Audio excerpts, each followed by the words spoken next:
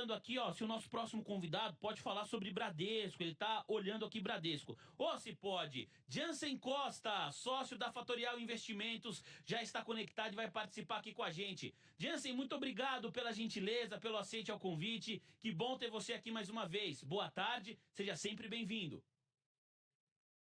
Bom, boa tarde, Vini. Obrigado aí por mais um convite. Espero que sua viagem tenha sido maravilhosa aí na Argentina. E um dia bastante agitado aí, pessoal fazendo bastante perguntas sobre papéis. Estou vendo a agitação, isso é um bom sinal. Pessoa física já se interessando nesse final de semana já por papéis interessantes. Gostei da última pergunta aí. Se quiser engrenar, é só mandar para mim aqui de Bradesco. Ah, vamos falar de Bradesco. Tem gente perguntando se você olha também para a BB Seguridade, mas antes da gente mergulhar no setor financeiro, no setor dos bancos, ô Jansen, eu queria saber o que você achou das falas recentes aqui do presidente do Banco Central dos Estados Unidos, Jeremy Powell. Há pouco ele disse que o guidance é muito importante, né? Quando você tem clareza da perspectiva futura, mas que agora o grau de incerteza ainda é muito alto. Foi ele falar isso que o S&P começou a descadeirar. Agora o S&P já está operando um pouquinho mais próximo à estabilidade, mas no momento da fala do Powell, de fato ali o S&P começou a operar num viés negativo. Como que você avalia todas as falas do presidente do Banco Central dos Estados Unidos, Jansen? Bom, vamos lá. Antes de mais nada, o que ele falou é meio que um óbvio, né? A gente tem muita dificuldade no cenário global de inflação, tá? O mundo inteiro passa por inflação, os países como o Brasil, os Estados Unidos, Europa, tentam, através de políticas, através de seus juros, conter o avanço da inflação. Dois países, basicamente, não têm esse problema, que é a China e o Japão, que, na minha visão, sairão beneficiados desse processo inflacionário no mundo. Então, nos Estados Unidos, a gente viu o aperto financeiro através dos juros, chegando a patamares de 5, 5,25, e o mercado fica tentando, através dessas falas, antecipar possíveis movimentos. O mercado está ansioso por um corte de juros, mas eu acredito que o corte só vai vir de uma maneira mais clara quando ou o mercado entender que há um processo de recessão, ou basicamente a gente tiver uma clareza com o core do PCE, né, que é o núcleo da inflação dos Estados Unidos. Conforme os dias vão passando, as falas vão vir e vão deixar de vir ao longo do tempo e vai ser só volatilidade na minha visão de curto prazo. Para mim, os juros nos Estados Unidos permanecem estáveis ou vão subir caso os números de núcleos de inflação piorem e o mercado vai ficar tenso. Mas é importante deixar claro que o mercado estava tenso com a S&P a 4.800, perdão, a 3.800, e agora está com o S&P a 4.200. Então tem que tomar um pouco de cuidado com o ruído de curto prazo, com suas decisões e com o mercado correspondendo, às vezes, de uma maneira completamente diferente da racionalidade. Então, se você tivesse vendido o S&P a 3.800, com certeza a 4.200, ou você teria estopado ou você teria arrependido. Então, agora com 4.200, acho difícil o mercado continuar operando em novas altas no S&P. Acho que ele vai operar lateral agora. A gente pode ter um novo rally de alta caso a inflação caia, mas eu ficaria até de fora de um short agora no S&P, muita gente buscando esse short. Eu ficaria de fora nesse momento. Olha, você já respondeu aqui de tabela, viu, Jansen? O Vadson Rodrigues, que pedia aqui para você uma análise do S&P 500. Há pouco, na verdade, foi no começo da fala do Jeremy Powell, a gente falou aqui sobre o SME. É um indicativo importante dos derivativos, né? O Chicago Mercantile Exchange, que mostra ali como importantes players do mercado dos Estados Unidos estão apostando numa manutenção, numa alta ou num arrefecimento da taxa Fed Funds. Então, olha só, para guiar o seu olhar, está vendo aqui em cima, que está 14 de junho de 2023? Então, junho é a próxima reunião do FONC, Comitê de Política Monetária lá dos Estados Unidos. 79,3% das pessoas, aqui dos players de mercado, estão apostando na manutenção da taxa Fed Funds. 20,7% já estão apostando aqui no aumento. Quando a gente vai para o próximo mês, julho, olha só, aí nós temos uma aposta de 81,5% para manutenção da taxa Fed Funds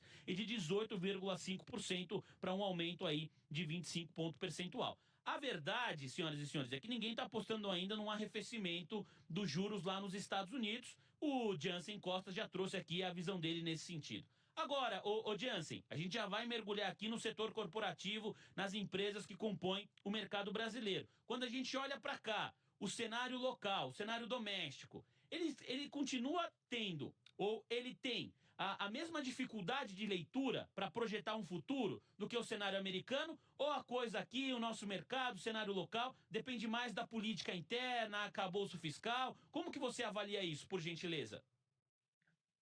Bom, vamos lá. Só para eu completar um pouquinho, Vini, que você colocou, essas apostas aí na Chicago, elas têm mudado muito rápida em menos de uma semana, tá? Verdade. O mercado não tem uma clareza do que vai acontecer.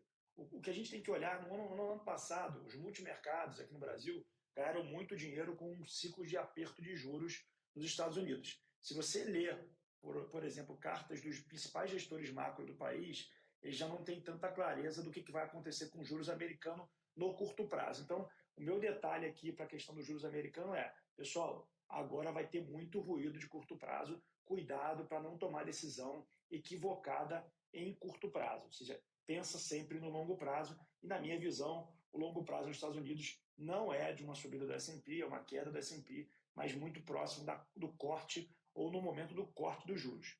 Vindo para o Brasil, a ansiedade no Brasil é muito semelhante. Mais cedo, estava ouvindo vocês aí, o Cabral estava falando sobre a questão da curva de juros. A gente tem uma clareza aqui no cenário brasileiro, muito mais para um corte de juros e muito mais para a certeza que não, o patamar de 13,75 da nossa Selic está equivocada. O que a gente vai precisar ver e precisar acompanhar é a inflação, e como que as projeções de inflação vão se delinear aí para os próximos vencimentos na curva de juros. Então, aqui dentro, Vini, é muito ruído de política, de curto prazo. Dois, é muita gente tentando dizer o que o Roberto Campos Neto tem que fazer, então você está aí de olho no que o Haddad vai falar e no que o Roberto Campos Neto vai responder. E para esse detalhe, ontem o Banco Central mexicano soltou um comunicado da manutenção da taxa de juros lá, que foi praticamente semelhante à nossa ata aqui, tá? A grande questão é que as pessoas estão com um olhar meio míope para a situação local. O que vai acontecer aqui é a gente vai ter um corte de juros, quando a gente não sabe, a gente precisa ter ancoragem na inflação, e obviamente o governo está tentando fazer de maneira artificial, isso me cria uma certa dor na espinha, que é manter os preços controlados por parte dos combustíveis, e aí sim começar o corte de juros. Isso não vai resolver o nosso problema econômico, mas vai ajudar. E aí, quando isso acontece, isso que a gente está vendo na Bolsa aí, muita gente olhando o papel subindo 10, 15, 20% em 3, 4 dias, vai acontecer e vão ter papéis na contramão que se beneficiavam dos juros mais altos da nossa Selic, aí, com o resultado do caixa. Então, o cenário brasileiro, na minha visão, é mais fácil de ler. A grande questão é quem tem coragem de apostar quanto que vai ser o corte dos juros aqui no Brasil. Ninguém sabe e eu não vou ser o cara que vai apostar. Essa é a pergunta aí de alguns bilhões de reais. Ô Jansen, vamos voltar aqui para o segmento corporativo, vamos falar do setor, de alguns setores da Bolsa Brasileira, começando pelos bancos. Tem vários pedidos aqui da audiência e eu vou começar com a galera que está perguntando sobre Bradesco da Massa, Bradescão da Massa, mandando um abraço aqui para o pessoal da Conecta, que estão conectados aqui com a gente, também falando sobre Bradesco aqui no chat do YouTube do TC. A sua visão para esse banco é construtiva no médio e longo prazo, ô Jansen? Bom, o Bradesco é um case de PDD, né, de previsão de devedores duvidosos, e para saber como é que ele vai lidar com essas perdas em questão de crédito. É um banco que sofreu muito, era um banco que operava uma vez e meia, duas vezes o seu valor de book, e com a queda recente das ações ali para patamares de 10, de 12 reais, ninguém queria, né? Todo mundo achava que os vencedores seriam Itaú, Pactual, e aí a gente vê esse rally de curto prazo do Bradesco, e todo mundo se pergunta o que é para fazer.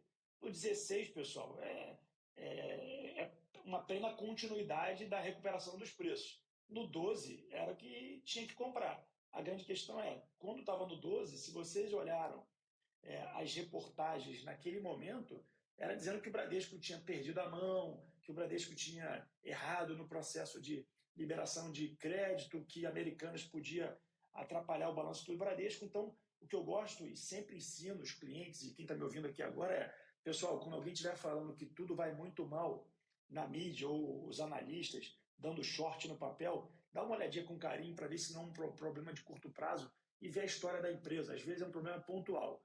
Então, eu, nesse momento, no 12, aumentei minha posição em Bradesco, obviamente acabei acertando, mas eu sou um comprador muito mais de Itaú do que Bradesco. Mas lembrando que Itaú e Bradesco, se vocês olharem no tempo, eles andam praticamente juntos no valor de mercado e no acompanhamento das ações. Então, o Bradesco descolou, fui lá e comprei.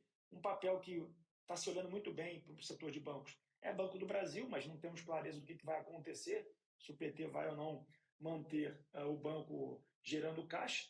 E, obviamente, tem os vencedores aí, XP, BTG, que estão tentando tirar os recursos dos bancos e estão sofrendo aí com esses juros mais altos. Lembrando que uma vez que os juros começam a cair, as vantagens competitivas dos bancos em emissão primária de CDB, letra hipotecária, LCI, LCA, frente às plataformas de investimento, elas diminuem, e aí o fluxo de dinheiro sairá dos bancos e virá para as plataformas. Então, também tem o benefício aí de uma queda de juros, uma XP, por exemplo, o BTG, sair vencedor nesse rally de queda de juros. Muito obrigado. Portanto, falou aqui de Bradesco, nesse patamar gosta do ativo, gosta também de Itaú. Banco do Brasil, o Jansen também já pincelou aqui, é uma incógnita, precisa entender como o governo vai tocar a operação, já que estamos falando de um banco estatal. Agora, ô Jansen, só para a gente falar um pouquinho mais de Banco do Brasil, né? A gente tem aí, vamos lá, 5 meses do novo governo. Por enquanto, pelo menos a performance do ativo em bolsa, ela vem te surpreendendo ou você já esperava que Banco do Brasil de fato vinha muito forte devido a gestões passadas também? Tem um crédito consignado, né? Que é direcionado ali para a área da agricultura, agronegócio, que é uma área fortíssima no Brasil, a gente sabe disso, e o Banco do Brasil está caminhando assim naturalmente, ou a gestão atual, a nova presidente do Banco do Brasil, pelo menos por enquanto, tem feito um trabalho digno, um bom trabalho, e o banco está performando bem no que diz respeito à performance das ações aqui, o preço de tela. Estou olhando agora, BBAS3 negociado a R$ 43,60. Jansen. Bom, o Fabão, até, que é meu sócio aqui na Fatorial, a gente comenta e fala que a gente se surpreendeu com o início do ano das estatais, né? Petrobras eu colocaria no mesmo bolo de Banco do Brasil, vieram com uma gestão muito boa, acho que pouco tempo para haver uma destruição, uma mudança de rota no próprio do banco. Não há anúncios por parte do Lula, nem do governo, que vai utilizar e nem se colocou no uso dos bancos para descer os juros na marra. Então, obviamente, o resultado ele vem de um trabalho do passado. Isso também vale para a Caixa Econômica Seguridade. E o que a gente tem que ver é se o Lula e o governo começarem a usar os bancos públicos para o controle da taxa de juros na ponta, que ele tentou fazer quando ele disse que ia controlar o crédito consignado. Você lembra, Vini, quando o Lula chegou e disse: o consignado agora, o teto é X, e aí os bancos pararam de dar dinheiro?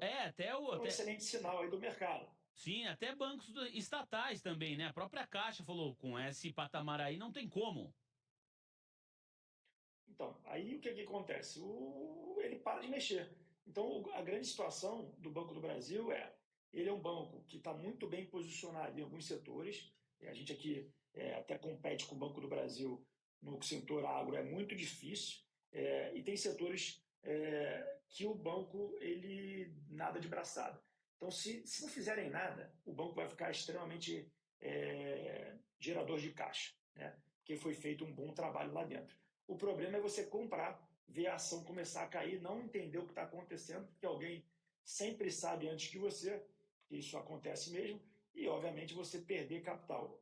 Para mim, eu acho que ele pode continuar performando melhor do que os pares aqui dentro, pode ter valor, mas eu não compraria Banco do Brasil nesse momento, independente do momento gráfico. Eu estou falando aqui no momento macro, eu prefiro me expor em outros bancos com o corte de juros, como eu acabei de falar anteriormente, XP, BTG, Itaú, Bradesco, me agrada muito mais do que pegar aí uma onda de um Banco do Brasil que está em patamares de 43. Vamos falar mais sobre o setor financeiro. Tem gente perguntando aqui sobre Santander, BB Seguridade e Banco Pan também. Vamos ver se o Jansen acompanha. Antes disso, tem uma informação que é absolutamente relevante para o acionista de 3R Petroleum. Olha só, a empresa estava inibida por um fato relevante que foi publicado há pouco. Destaque urgente no painel Mover Pro. Você já ouviu aí a sinalização sonora, também sinalização audiovisual na sua tela. 3R Petróleo, em fato relevante, diz: condições precedentes para aquisição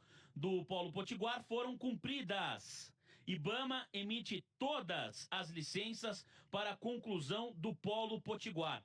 E essa operação era uma operação, olha, de peso gigantesco para o modelo de negócio da 3R Petroleum. A galera aqui, acionistas de 3R Petroleum, já estão celebrando, sextou agora, a galera já está em festa aqui, quem estava comprado na tese de 3R Petroleum no nosso chat do YouTube. Eu vou repetir para você, investidor e investidora, lembrando que o IBAMA, há poucos dias, não liberou licenças para a Petrobras operar ali na região do Amapá. A gente estava falando sobre explorar petróleo na região do Amapá, na costa do Amapá. A gente estava falando aqui sobre isso nessa semana. Mas o IBAMA emite todas as licenças para a conclusão do Polo Potiguar, uma operação que é simplesmente fundamental para o futuro da 3R Petróleo. A empresa estava inibida, a negociação do papel inibida por um fato relevante, portanto uma informação positiva para quem opera comprado em 3R Petróleo. Vou repetir, condições precedentes para a aquisição Potiguar foram cumpridas. É essa informação divulgada que mereceu destaque urgente do painel Mover Pro, um fato relevante pela empresa. Deixa eu ver 3R Petróleo. Deixa eu ver se... Agora a 3R Petróleo está em leilão. Papel da 3R Petróleo em leilão.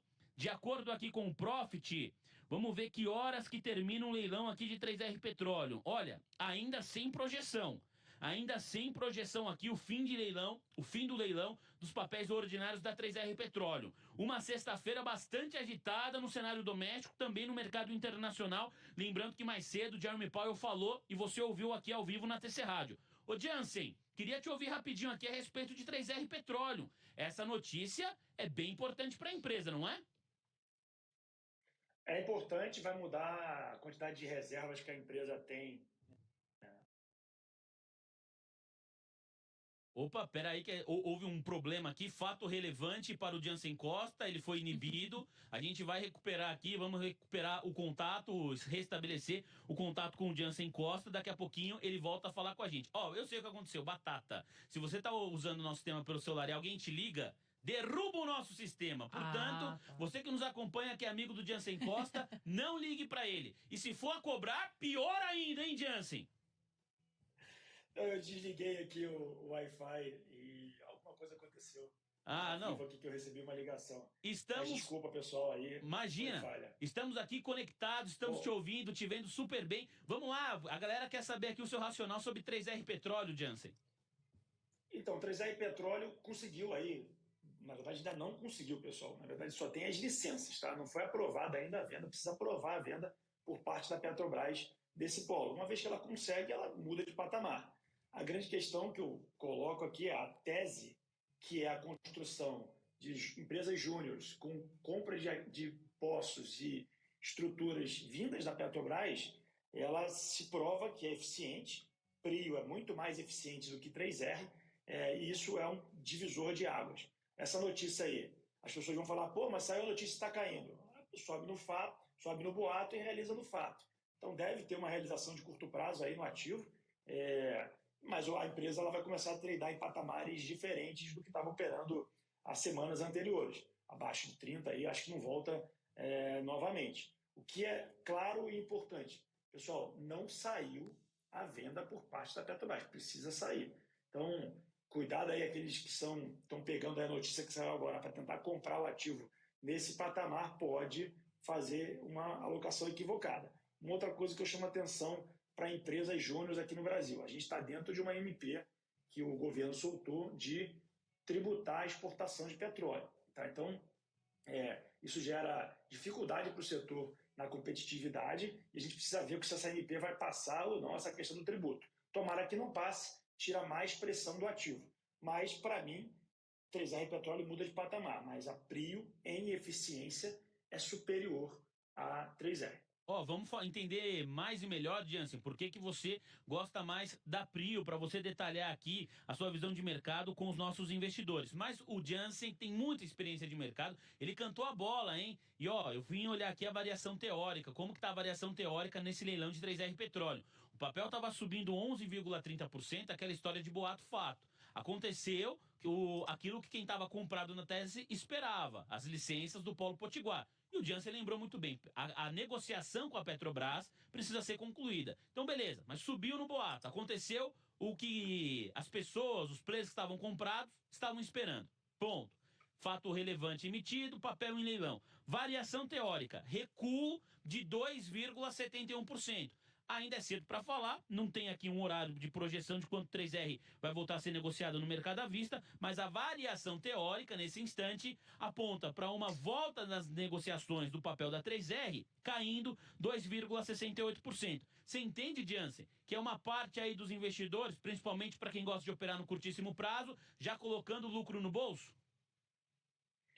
É isso, mas só para te ajudar aí, tem 1 minuto para a abertura do leilão Aê, de Jansen. 3R. Obviamente vai ter algumas modificações aí, sempre tem uma mudança no preço teórico, vai estendendo, mas é isso. As pessoas que, na teoria, se leram ali o fato antes, ou a informação já era pública e não era um fato através de um comunicado da companhia, já estão tentando botar o lucrinho no bolso, né? Então, o que é importante também, o resultado da companhia materializado não vai acontecer num day trade, né, pessoal? Então, se você estava numa tese que entendia que Petrobras ia vender os ativos, 3R ia comprar, basicamente agora a 3R tem barril de petróleo para produzir e vender com quantidade. Quando eu falo que 3R é menos eficiente, o que você precisa olhar na produção das empresas, né? Você tem que abrir o balanço das empresas e olhar lá o lifting cost das companhias, ou seja, quanto custa para cada barril de petróleo ser extraído por companhia.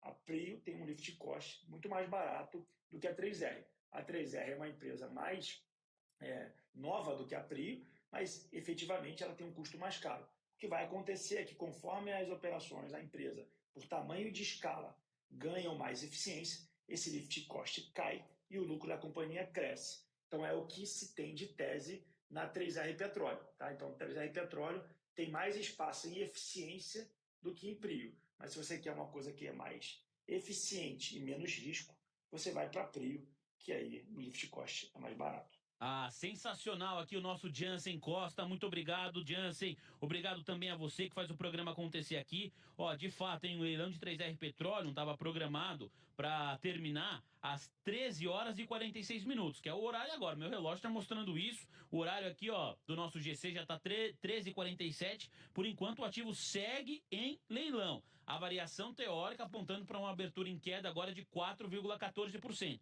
Vamos ficar de olho aqui para ver a movimentação nos papéis de 3R Petróleo. O Jansen já falou também a respeito de Prio, que era um outro pedido da audiência. Antes, eu interrompi o Jansen quando ele estava falando sobre o setor financeiro, porque essa informação de 3R Petróleo era muito importante para os acionistas da companhia que estão aqui nos assistindo. Mas vamos voltar rapidinho aqui para falar do setor financeiro, ô Jansen, porque tem muita gente perguntando a sua visão e a sua opinião sobre BB Seguridade. Você olha para esse ativo, vocês acompanham esse case aí na Fatorial, Jansen? O Fabão é o que mais acompanha, mas bom, o papel caiu recentemente aí de maneira expressiva Sim. e obviamente chegou, as pessoas perguntam por que está caindo, né? A gente tem que lembrar que seguro é um ativo que a gente vende, né? Um produto que a gente vende, a empresa recebe o dinheiro à vista, aplica o dinheiro e efetivamente busca que a sinistralidade não seja elevada. Uma vez que você recebe o caixa, né? Recebe o dinheiro, aplica a 13,65, seu lucro cresce. Uma vez que os juros caem, uma seguradora tende a ter menos lucro com esse dinheiro aplicado. Outra maneira com que você olha uma seguradora é a sinistralidade dela. Tá? Então, BB Seguridade, ela tem previdência, tem bastante previdência, tem que ter bastante seguro de vida. Então, eu acredito que é um movimento de curto prazo, ou seja, não acredito que isso vai ser... o papel é um bom e um excelente pagador de dividendos, então a gente olha para o papel muito mais pelo longo prazo, mas no curto prazo era o papel preferido aí do short do meu sócio aqui na empresa. Então, é isso que a gente olha, ou seja, no momento do curto prazo não tem fundo, né? Vai continuar caindo aí, mas acho que quem quiser montar posição para longo prazo, espera um pouquinho, acho que vai comprar mais barato e vai aí acumulando quantidade de ações para ganhar mais dividendo. Obrigado, Jansen. Ó, 3R Petróleo, papel saiu de leilão, hein? Papel de 3R Petróleo não sai de leilão. Deixa eu colocar aqui o gráfico para você acompanhar junto comigo. Todo mundo que está conectado em tc.com.br. Olha só, avançando agora 7,22%, R$ 34,00 com mais 18 centavos. O papel, antes do fato relevante, subia cerca de 11%. A variação teórica apontava queda de 4%. O papel volta a ser negociado em alta de 7,44% agora. O papel ordinário da 3R Petróleo. Para quem está perguntando aqui como que tá o Ibovespa, tem gente querendo atualização aqui do Ibov. Ibovespa, 110.787 pontos. De fato, acentua mais uma vez aqui o movimento altista, subindo 0,62%. Ibovespa futuro negociado no patamar de 111.660 pontos, subindo 0,49%. Jansen, para a gente encerrar, dos bancões, ficou faltando falar só a respeito de Santander. Porque quem está se conectando agora, a audiência sempre está crescendo, obrigado você que está chegando. O Jansen já falou de Bradesco, Itaú e Banco do Brasil. Ficou faltando o Sambi 11, a Unity do Santander. Você gosta do case, ô Jansen? Então, não é um banco que me agrada. Acho que é um banco que não tem grandes diferenciais competitivos frente aos seus pares aqui no Brasil, mas é um ativo que precisa melhorar, na minha visão, a questão do ROI aí do banco, né?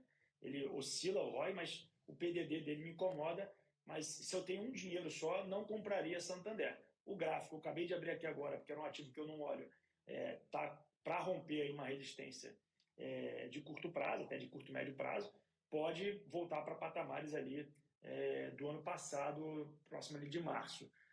Mas é um ativo que, na minha concepção, acho que uma coisa também importante é, pessoal, os setores eles andam meio que em linha, né? Se a gente entende que a queda da Selic ela vai levar os bancos a performarem bem, e obviamente isso é positivo, vai tudo andar, tá? Um vai andar mais do que o outro, mas na margem vai ser tudo igual. O que eu prefiro sempre quando eu compro um ativo é saber se eu erro, né? Ou seja, se eu erro o momento que eu compro o ativo, se eu posso esperar e o tempo vai corrigir o ativo. Então, na minha visão, Santander é um ativo que me dá menos, entre aspas, vontade de ter na carteira do que os outros bancos. Então, é muito mais tranquilo você comprar Bradesco quando há um PDD mais alto do que para mim, Santander. Muito mais pela história e pela gestão da própria empresa. Olha, Jansen, quero te agradecer demais, obrigado pela gentileza. Um dia muito importante, ter você aqui nessa data foi muito, muito legal. Ainda mais porque a gente conseguiu pegar o leilão de 3R Petroleum, o fato relevante, a sua explicação foi sensacional. Ô Jansen, muito obrigado, excelente sexta para você. Continua ouvindo a gente aí na Fatorial Investimentos, hein? Um abraço pro Fabião também, monstro, e até a próxima, viu, Jansen? Vini, obrigado pelo espaço, obrigado mais uma vez. Deixar só um último detalhe a mais aí. Tá? Claro. Se vocês olharem para a curva de juros e elas começarem a fechar, a minha concepção é que o setor que vai mais se beneficiar, além do Small 11 lá do ETF, é o setor imóvel. Né? Fiquem de olho no imóvel, a gente não comentou sobre isso, mas é o ativo, é o setor que tende a performar melhor com o corte de juros. Do outro lado, o setor todos vão subir, banco se beneficia, mas imóvel, para mim, é o cavalo principal. Um abraço, Vinícius, um abraço a todo mundo do TC, um abraço aí ao Fabão também, que deve estar me ouvindo também. Valeu, Jansen. O Fabão é um monstro. Ó, pessoal, setor imobiliário, portanto, pode ser a bola da vez aqui na visão do nosso convidado, Jansen Costa, caso aconteça um arrefecimento dessa Selic.